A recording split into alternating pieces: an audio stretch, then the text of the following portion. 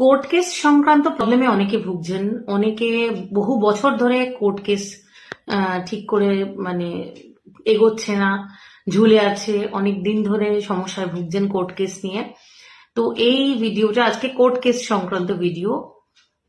ব্যাপারটা হলো যে তিনটে জিনিস আপনাকে বলবো।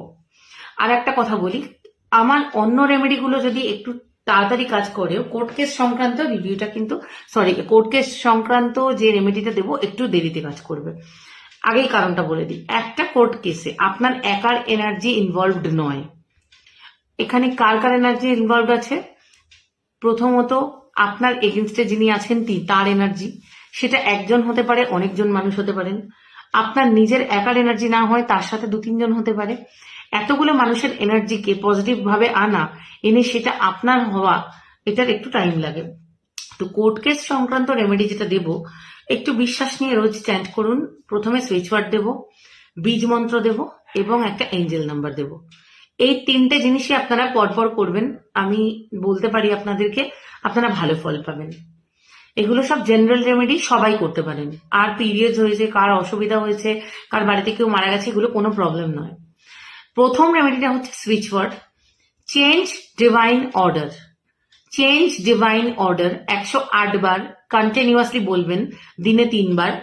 এইভাবে এটা চ্যান্ট করলে আপনি কোর্ট কেস সংক্রান্ত প্রবলেম থেকে মুক্তি পাবেন। যতক্ষণ এটা চ্যান্ট করবেন মনে মনে ভাববেন কেসটা আপনার জন্য পজিটিভ হচ্ছে।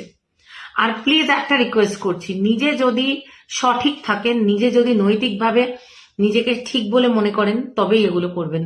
যদি এরম হয় যে আপনি জানেন যে আপনি কারোর ক্ষতি করার জন্য বা আপনি কোনো নেগেটিভ কিছু করছেন যেটা নৈতিক নয়, সেই ক্ষেত্রে এগুলো ইউজ করবেন না, আলটিমেটলি কোনো কাজ হবে না। এটা গেল একটা। চেঞ্জ ডিভাইন অর্ডার হচ্ছে প্রথম সুইচ ওয়ার্ড, আমি আপনাকে বলে দিলাম। দ্বিতীয় হচ্ছে মা কালীর বীজ মন্ত্র, ক্লিম। ক্লিম যখনই চ্যান্ট করবেন 9-এর গুণিতকে চ্যান্ট করবেন, মানে আইদার 9 বার করবেন, নালে 18 বার করবেন, নালে 27 বার করবেন। এই ক্লিম চ্যান্ট করতে পারেন পুজো করতে বসে বা মনে মনে যখন ইচ্ছা।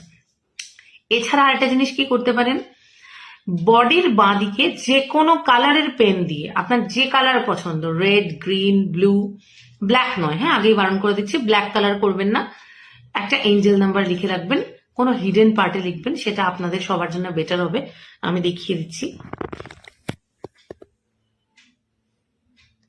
আমার মনে হয় মিরর এফেক্ট এটা উল্টো দেখাচ্ছে। 47142110, 47142110, 47142110 বডির বাঁ পার্টে লিখে রেখে দেবেন।